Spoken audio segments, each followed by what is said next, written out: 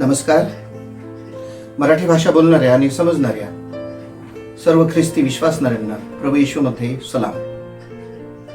प्रभू येशूमध्ये तुम्हा शांती असो. आपण प्रार्थना करू. परमेश्वर पिता, वचन समजण्यासाठी आम्हाला आशीर्वाद दे. येशूच्या नावाने मागतो म्हणून तो ऐक. आमेन. यावेळेला आपण खोटा संदेष्टा आणि त्याची फळं भाग 1 पाहणार आहोत. त्यासाठी आपल्याला वचन पाहायचंय मत्तई शुभवर्तमान याचा 14 अध्याय आणि 5वं वचन. मत्तई 24:4-5. येशूने त्यास उत्तर दिले, तुम्हास कोणी फसवू नये म्हणून सावध असा, कारण पुष्कळ जण माझ्या नावाने येऊन मी ख्रिस्त आहे असे म्हणतील व पुष्कळास फसवतील. येशूने त्यास उत्तर दिले, विश्वासणाऱ्यांना, त्याच्या शिष्यांना, त्याच्या अनुयायांना, तुम्हास कोणी फसवू नये म्हणून सावध असा, कारण पुष्कळ जण माझ्या नावाने येऊन मी ख्रिस्त आहे असे म्हणतील, असं प्रभू येशू स्वतः म्हणतो. प्रभू येशू स्वतः ख्रिस्त होता, तो प्रभू होता, तारणारा होता. तरी सुद्धा त्याच्या नावाने पुष्कळ जण येऊन म्हणतील का मीच ख्रिस्त आहे, असं प्रभू येशू ख्रिस्त स्वतः म्हणतो. का ते विश्वासणाऱ्यांना फसवतील, त्याच्या अनुयायांना फसवतील, त्याच्या शिष्यांना फसवतील. या वचनामध्ये प्रभू त्याच्या शिष्यांना सावध राहण्यासाठी इशारा देत आहे. कारण फसविणारे पुष्कळ लोक त्यावेळेला होते, त्यावेळेला पण होते आणि आज पण आहे. ते प्रभूच्या शिष्यांना फसवण्यासाठी तयारी करत होते, तयार पण होते. का तारणापासून त्याच्या शिष्यांना मरणाकडे कोणत्या पद्धतीने नेता येईल अशा पद्धतीची त्यांची तयारी होती. म्हणून प्रभू त्याच्या शिष्यांना सावध राहण्यासाठी चेतावणी देत होता. प्रभू स्वतः त्याच्या शिष्यांना चेतावणी देत होता का तुम्ही सावध राहा,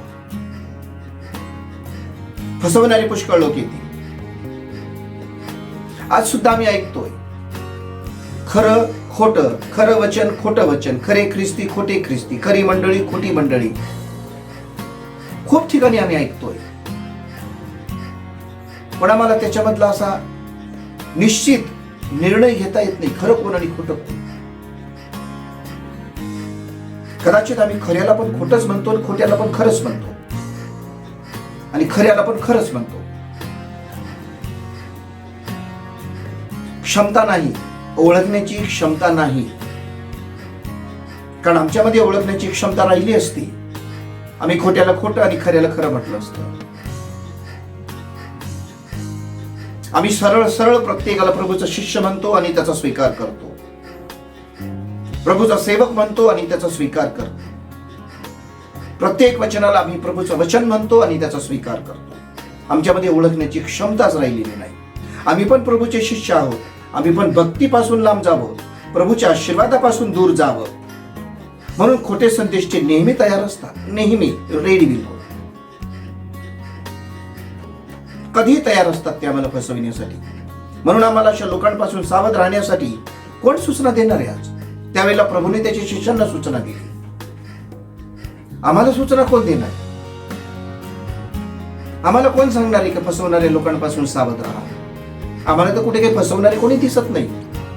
कारण फसवणारे दिसले असते तर तसं ऐकायला मिळालं असतं, पाहायला मिळालं असतं का फसवणारे लोक आले होते आणि फसवून राहिले. आज आम्हाला कोण चेतावणी देणार आहे तर तुम्ही सावधान राहा? कोणाची चेतावणी आम्ही ऐकली पाहिजे? आज आम्ही कोणाची चेतावणी ऐकली पाहिजे? विचार करा आणि निर्णय घ्या, मग विश्वासात स्थिर राहा. आम्ही कोणाची सूचना ऐकली पाहिजे, कोणाची चेतावणी ऐकली पाहिजे? वचन 5 मध्ये म्हटले आहे, पुष्कळ जण प्रभूच्या नावाने येतील आणि म्हणतील मीच ख्रिस्त आहे, मीच ख्रिस्त आहे असं म्हणतील. प्रभू येशू ख्रिस्त तो स्वर्गात गेला पित्याजवळ, त्याच्या उजव्या बाजूला बसलेला सिंहासनावर उचलला गेला तो. आणि तरी सुद्धा म्हणतील का मी ख्रिस्त आहे, असे पुष्कळ लोक येऊन म्हणतील. आम्ही जर आज निरीक्षण केले तर पुष्कळ जण प्रभूच्या नावाने आलेले आहेतच, आहेतच आज. येतील हा प्रश्न वेगळा आहे, पण ते आलेलेच आहेत आज. आज वचनात ह्याच लोकांनी भेसळ करून टाकली. विश्वासणाऱ्यांसमोर वचनाला मोडून तोडून सादर करतात आणि आम्ही त्यांचं ऐकून घेतो. विश्वासणाऱ्यांच्या समोर वचनाला एकदम मोडून तोडून सादर केलं जातं आणि आम्ही त्यांचं वचन ऐकून घेतो. आनंदाने आम्ही ऐकून घेतो. वचन सरळ सरळ आम्हाला दिलं जात नाही. पवित्र, निर्भय आणि एकदम शुद्ध वचन आमच्याकडे तोडून मोडून सादर केलं जातंय आणि तरी आम्ही ते वचन स्वीकारून घेतोय. यांना मोडून तोडून सादर करण्याचा प्रभूने अधिकार दिला. आम्ही कोणत्याच पद्धतीची चौकशी करत नाही. कोणत्या अधिकाराने करतात हे? प्रभू येशूने आम्हाला अशा लोकांपासून सावध राहण्याची सूचना दिली. आम्ही सावध राहतो का? या लोकांपासून दूर राहतो का? आताच आपलं स्वतःचं निरीक्षण करा. आम्ही किती खोट्या लोकांपासून लांब राहिलो, किती खोटं वचन आम्ही नाकारलं, किती खोट्या वचनाचा आम्ही स्वीकार केलेला नाही, असं कधी आमच्या पाहण्यात आलंय? कधी नाही. आम्ही प्रत्येकाचं वचन ऐकून घेतो. आम्ही त्याला कधीच आम्ही पडताळून पाहत नाही का हे वचन प्रभूचं आहे, खरं आहे, खोटं आहे. आम्ही त्याला पाहतच नाही. आम्ही प्रभूचं वचन आहे म्हणून आम्ही त्याचा स्वीकार करून घेतो. पण प्रभू स्वतः म्हणतो का माझ्या नावाने पुष्कळ की लोक येतील आणि ते तुम्हाला फसवतील. वचन 5 मध्ये पुढे म्हटले आहे, हे लोक पुष्कळ ख्रिस्ती लोकांना फसवतील आणि ख्रिस्ती लोक आनंदाने फसतील. आम्ही का फसतो? का फसतो आम्ही? आम्हाला का ओळखू येत नाही? खरं खोटं याच्यातला भेद आम्हाला का ओळखू येत नाही? आणि ख्रिस्ती लोक आनंदाने फसतील म्हणून आम्ही का फसतो याचं कारण जर आम्ही पाहिलं, आम्ही प्रभूचं वचन वाचत नाही. आम्ही वचनच नाही वाचत. पुष्कळ लोक असतील का ते प्रभूच्या वचनामध्ये नाहीत, आज वाचन नाही करत. आणि वाचन नसल्यामुळे, पवित्र वचनाचं वाचन अध्ययन नसल्यामुळे आम्ही खोट्या वचनाला आम्ही स्वीकारतो, खोट्या सुवार्तिकाला आम्ही स्वीकारतो, खोट्या सेवकाला, खोट्या प्रचारकाला आम्ही स्वीकारतो, खोटा प्रचार आम्ही स्वीकारून घेतो. आम्ही प्रभूचं बोलणं ऐकत नाही, प्रभूच्या आज्ञा पाळत नाही. प्रभूच्या नावाने फसविणाऱ्या लोकांसोबत राहण्यात आम्हाला क्षणिक आनंद मिळतो. प्रभूच्या नावाने फसविणाऱ्या लोकांसोबत आम्हाला क्षणिक आनंद मिळतो आणि म्हणून आम्ही त्यांच्यात मिसळतो का? क्षणिक आनंदासाठी आम्ही मिसळतो. आणि सार्वकालिक आनंदाचं काय झालं? सार्वकालिक जीवनाचं काय झालं? अनंतकालिक जीवनाबद्दल आम्ही कधी विचार करतो का? आम्ही प्रभूची आज्ञा मोडून त्यांच्यात आनंदाने मिसळतो. प्रभूची आज्ञा मोडतो आम्ही आणि आनंदाने आम्ही त्यांच्यामध्ये मिसळतो.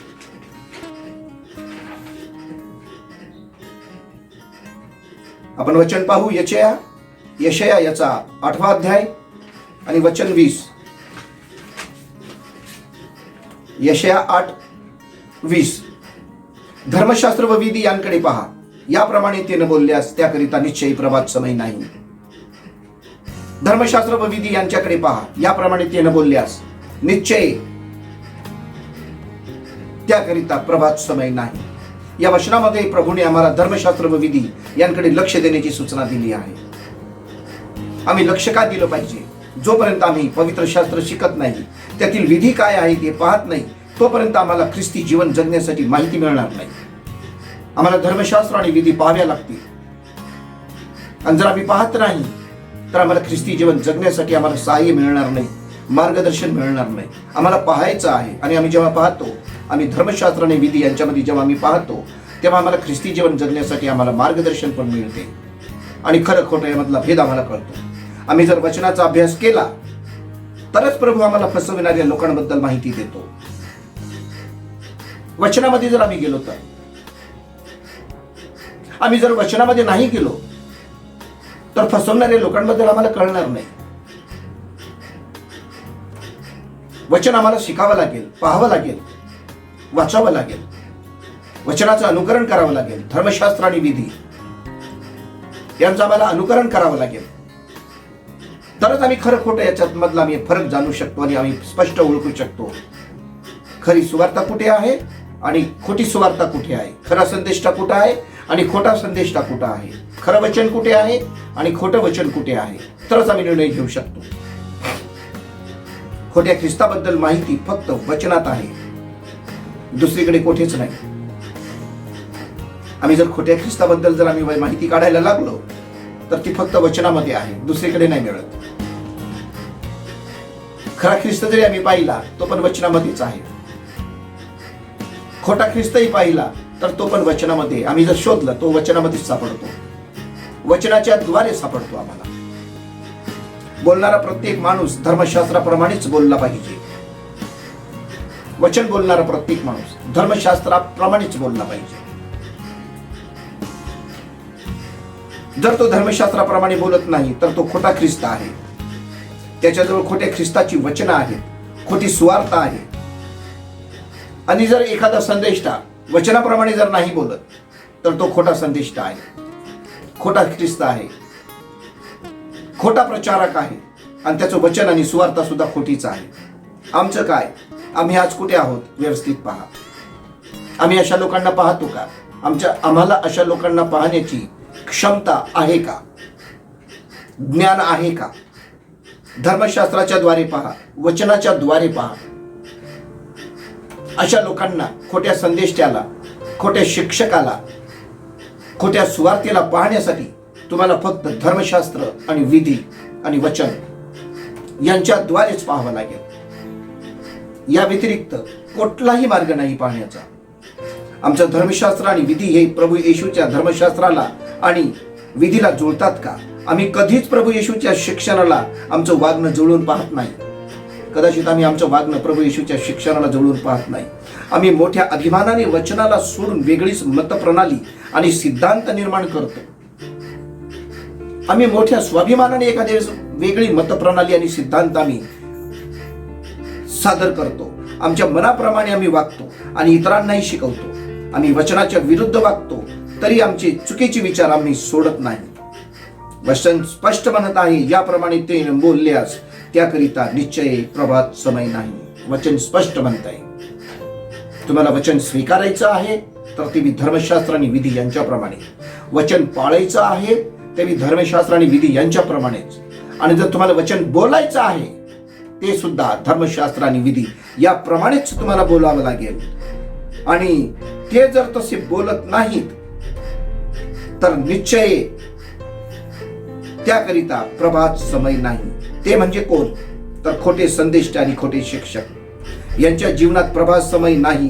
प्रभूच्या तारणाचा प्रकाश यांच्यावर कधीच पडणार नाही, कारण यांनी प्रभूच्या आज्ञा नाकारून स्वतःचे नियम तयार करून ते लोकांना शिकवितात. त्यांच्याकरिता प्रभात समय नाहीच, पण त्यांचा ऐकून जे चालतात त्यांनाही त्यांच्या जीवनात प्रभात समय पाहता येणार नाही. खोट्या शिक्षक आणि खोट्या संदेष्टांना प्रभात समय तर नाहीच मिळणार. त्यांना तारणाचा प्रकाश पाहायला मिळणार नाही, पण त्यांचा ऐकून जे चालतात त्यांना पण प्रभात समय मिळणार नाही. कारण वचन सेम आहे. जे वचन त्यांनी सांगितलं आणि तेच वचन जर आम्ही स्वीकारतोय तर आम्हाला सुद्धा प्रभात समय नाही. तारणाचा दिवस आमच्या आयुष्यात कधीच येणार नाही. का? तर ते प्रभू येशूच्या धर्मशास्त्राच्या व विधींच्या विरुद्ध वागतात व इतरांनाही शिकवितात. वचनाच्या विरुद्ध वागण्याचा परिणाम भयंकर आहे. धर्मशास्त्र आणि विधी याच्या विरुद्ध वागण्याचा परिणाम भयंकर आहे. अनंतकालिक नाश, अनंतकालिक विनाश, अनंतकालासाठी परमेश्वराच्या सानिध्यामधून दूर जाणे. त्यामुळे आम्ही नाशाच्या मार्गावर चालत आहोत की जीवनाच्या मार्गावर प्रवास करीत आहोत. आताच पहा, आमचा नाश झाल्यावर आम्हाला संधी मिळणार नाही. परत आपण योहानाचं पुस्तक, योहानकृत शुभवर्तमान याचा 13वा अध्याय आणि 20वे वचन पाहणार आहोत. मी तुम्हाला खचित खचित सांगतो की मी ज्याला पाठवितो त्याचा जो स्वीकार करीतो तो माझा स्वीकार करीतो, आणि जो मला स्वीकारतो तो ज्याने मला पाठविले त्याला स्वीकारतो. प्रभूने आमच्यासाठी ज्या शिक्षकाला किंवा ज्या संदेशाला तयार करून आमच्याकडे पाठविले त्याचा जर आम्ही स्वीकार केला तर आम्ही प्रभूच्या वचनाचा, तारणाचा आणि प्रभूचा स्वीकार करीतो. वचन स्पष्ट म्हणत आहे. प्रभूने आमच्यासाठी ज्या शिक्षकाला किंवा संदेशाला, शिक्षकाला आणि संदेशाला तयार करून आमच्याकडे पाठविले, प्रभू पाठवतो. कोणी मनुष्य त्याला पाठवत नाही, कोणी ग्रुप त्याला पाठवत नाही, कोणती मंडळी त्याला पाठवत नाही, तर त्याला प्रभू पाठवितो. आणि त्याचा जर आम्ही स्वीकार केला तर आम्ही प्रभूच्या वचनाचा, तारणाचा आणि प्रभूचा स्वीकार करतो. आता आम्ही स्वतःचं निरीक्षण करू. प्रभूने पाठविलेल्या किती संदेशांचा आणि शिक्षकांचा आम्ही स्वीकार केलेला आहे आतापर्यंत. प्रभूने पाठविलेल्या शिक्षकांचा आणि संदेशांचा किती लोकांचा आम्ही स्वीकार केलेला आहे आजपर्यंत? किंवा आम्ही त्यांचा तिरस्कार केला आहे, आम्ही त्यांना नाकारलंय? निरीक्षण करा. माझं काम तुम्हाला फक्त सूचना देणे आहे. निरीक्षण करणे आणि निर्णय घेणे हे तुमचं काम आहे. या वचनात अजून एक गोष्ट आम्हाला शिकायला मिळते. प्रभू ज्याला पाठवितो तो संदेष्टा. प्रभू ज्याला पाठवतो तो संदेष्टा. प्रभू ज्याला पाठवित नाही तो संदेष्टा नाही. प्रभू ज्याला पाठवितो तो संदेष्टा. प्रभू ज्याला पाठवित नाही तो संदेष्टा नाही. मनुष्य ज्याला पाठवितो तो कोण? प्रभू जर पाठवत नाही तर मनुष्य पाठवितो त्याला, मग तो कोण? तो मोलकरी. योहान कृच्छोवर्तमान याचा 10वा अध्याय आणि 12वे वचन आहे. योहान कृच्छोवर्तमान 10वा अध्याय आणि 12वे वचन आहे. जो मेंढपाळ नाही तर मोलकरीच आहे, ज्याची स्वतःची मेंढरे नाहीत, तो लांडग्याला येत असलेले पाहून मेंढरे सोडून पळून जातो आणि लांडगा त्यांच्यावर झडप घालून त्यांची दानादान करतो. प्रभू ज्याला पाठवित नाही तो मोलकरी आहे, मेंढपाळ नाहीये. कारण तो लांडग्याला पाहून पळून जातो. मेंढरांना सोडून मोलकरी पळून जातो लांडग्याला पाहून. लांडगा कोण आहे? सैतान आहे. सैतानाचे हस्तक आहेत. सैतानाचे दुष्ट आत्मे आहेत. लांडगा म्हणजे कोण? सैतानी शक्ती. प्रभू ज्याला पाठवित नाही तो मोलकरी आहे. आता आमचं निरीक्षण करा. प्रभूने आमच्यासाठी मेंढपाळाची नेमणूक केली किंवा आमच्यावर मोलकरी अधिकार चालवितो? स्वतः निरीक्षण करून पहा. प्रभूने आमच्यासाठी मेंढपाळाची निवड केली किंवा आमच्यावर मोलकरी काम करतोय? आम्हाला मोलकरी निर्देश देतो आहे. आम्हाला मोलकरी वचन देत आहे. आत्मिक अन्न पोचवत आहे. आत्मिक पाणी देत आहे. आणि हा लांडगा आला तो पळतो, कारण तो मोलकरी, तो मेंढपाळ नाही. प्रभूने पाठविलेल्या मेंढपाळाचा जर आम्ही स्वीकार केला तर प्रभू आमच्या जवळ येतो. प्रभूने पाठविलेल्या मेंढपाळाचा जर आम्ही स्वीकार केला तर प्रभू आमच्या जवळ असतो, येतो. कारण ती प्रभूची योजना आहे, ती कोणा मनुष्याची योजना नाही. प्रभूचं शिक्षण आम्ही घेत असतो. प्रभू आम्हाला ओळखतो आणि आम्ही प्रभूला ओळखतो. प्रभूने पाठविलेला मेंढपाळ आम्ही जर त्याच्या कळपामध्ये असलो तर प्रभूचं शिक्षण आम्ही घेत असतो. तो आम्हाला प्रभूचं शिक्षण देतो. आम्ही प्रभूला ओळखतो आणि प्रभू आम्हाला ओळखतो. जर आम्ही मोलकरीच्या स्वाधीन असलो तर लांडगा आमच्यावर झडप घालेल आणि मोलकरी पळून जाईल आणि मग आमची दानादान होतील.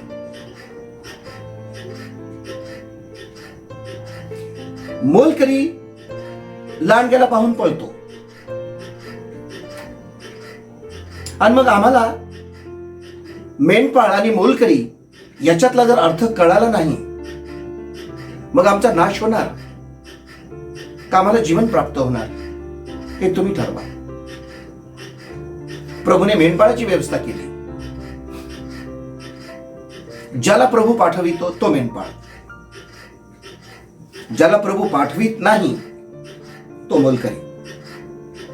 आम्ही मेंढपाळाच्या स्वाधीन आहोत किंवा मोलकऱ्याच्या ताब्यात आहोत आताच पहा आणि खात्री करून घ्या. आज आम्ही कोणाच्या ताब्यामध्ये आहोत? आम्ही मोलकऱ्याच्या ताब्यामध्ये आहोत का मेंढपाळाच्या ताब्यामध्ये आहोत? आजच आमची खात्री करून घेतली पाहिजे. कारण वेळ आज आमच्या जवळ आहे. आम्ही वेळेच्या अधीन आहोत. जर वेळ आम्ही निघून गेली, आमच्या हातातून वेळ निघून गेली, आम्ही काही करू शकत नाही. गलतीकारास पत्र 1 अध्याय आणि 9 वचन आहे. आम्ही अगोदर सांगितले तसे मी आताही पुन्हा सांगतो की जी तुम्ही स्वीकारली तिच्याहून निराळी सुवार्ता कोणी तुम्हाला सांगितल्यास तो शापभ्रष्ट असो. प्रभू येशूच्या नावात त्याच्या शिष्यांनी जी सुवार्ता सांगितली ती सुवार्ताच खरी आहे. त्याच्या शिष्यांनी जी सुवार्ता सांगितली, प्रभूच्या शिष्यांनी प्रभू येशूच्या नावामध्ये, ती सुवार्ता खरी आहे. त्या सुवार्तेमध्ये प्रीती आहे, कृपा आहे, क्षमा आहे, तारण आहे आणि सामर्थ्य पण आहे.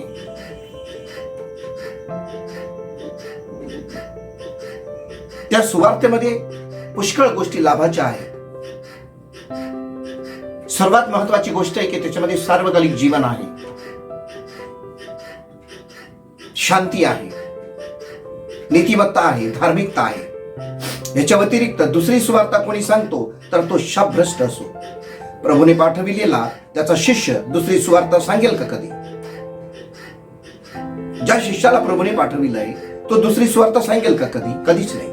तर तो प्रभूची सुवार्ता सांगतो. प्रभू त्याला शब्द देतो, प्रभू त्याला सुवार्ता देतो, प्रभू त्याला सुवार्तेचा अभिषेक करतो, त्याला ज्ञान देतो सुवार्ता सांगण्यासाठी. कारण त्याला प्रभू शिकवून, तयार करून, अभिषेक करून, अधिकार देऊन, सामर्थ्य देऊन पाठवितो. प्रभूचा शिष्य सुवार्ता सांगण्यासाठी सिद्ध असतो, प्रभूचं शिक्षण देण्यासाठी स्वतः परिपूर्ण असतो, सैतानाशी लढण्यासाठी समर्थ असतो. प्रभूच्या शिष्यांनी जी सुवार्ता सांगितली तिच्यातच क्षमा करण्याचं सामर्थ्य आहे, तारणाचं सामर्थ्य आहे, सार्वकालिक जीवन देण्याचं सामर्थ्य आहे, सैतानाला पळविण्याचं सामर्थ्य आहे, मृत्यूला पळविण्याचं पण सामर्थ्य आहे. निराळी सुवार्ता सांगणारा शापभ्रष्ट असो असे प्रभू का म्हणतो? कारण निराळी सुवार्ता शापित आहे, ती सैतानाकडून आलेली आहे. तिच्यात कृपा नाही, प्रीती नाही, क्षमा नाही, तारण नाही व सामर्थ्य नाही, पवित्र आत्म्याचा अभिषेक नाही. निराळी सुवार्ता सांगणारा शापभ्रष्ट असो म्हणजे काय? त्याला देवाचा आशीर्वाद नाही. त्याला जर देव शापभ्रष्ट करीतो तर निराळी सुवार्ता ऐकणाऱ्याला देवाचा आशीर्वाद आणि तारण मिळेल का? तुम्हीच विचार करा. सांगणारा जर शापभ्रष्ट आहे तर ऐकणाऱ्याला आशीर्वाद मिळेल का? स्वीकारणाऱ्याला आशीर्वाद मिळेल का? कधीच नाही. स्वीकारणाराही शापभ्रष्ट, ऐकणाराही शापभ्रष्ट आणि सांगणाराही शापभ्रष्ट. खोटी सुवार्ता, खोट्या संदेशाच्या द्वारे आलेली, का जो प्रभूचा मेंढपाळ नाही, जो प्रभूने ज्याला पाठविलेलं नाही, जो प्रभूचा शिष्य नाही, प्रभूचा त्याचा संपर्क नाही आहे, जो मोलकरी म्हणून काम करतो आहे, तो शापभ्रष्ट आहे. त्याला प्रभूने अधिकार नाही दिलेला.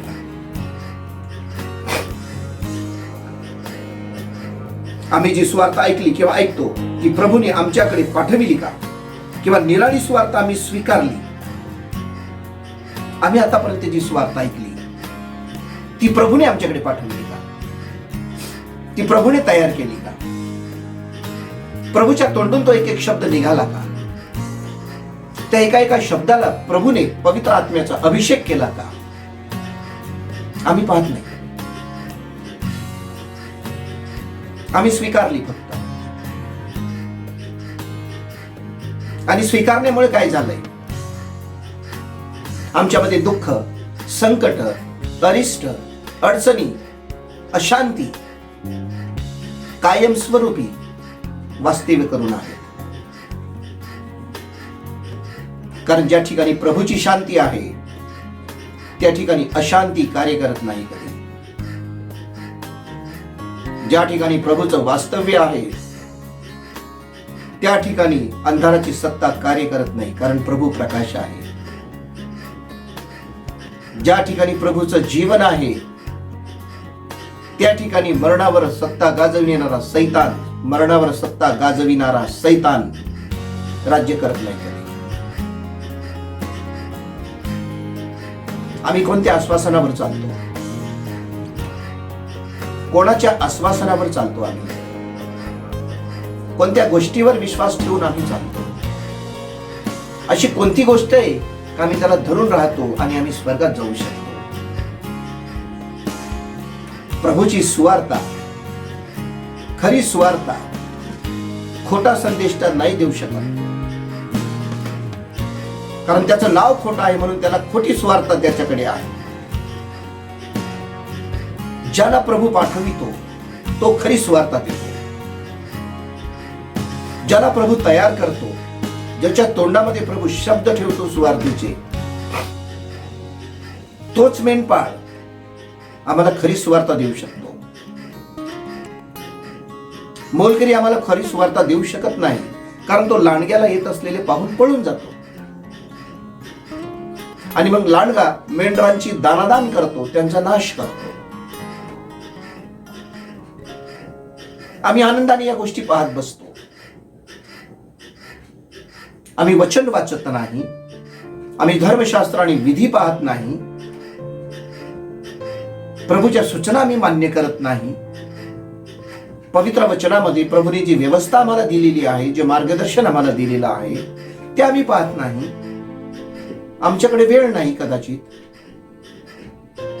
आणि आम्ही कोणाचीही सुवार्ता मान्य करून घेतो. ज्या सुवार्तेमध्ये प्रकाश नाही, ज्या सुवार्तेमध्ये तारण नाही, अनंतकालिक जीवन नाही, अशी सुवार्ता आम्ही स्वीकारून घेतो.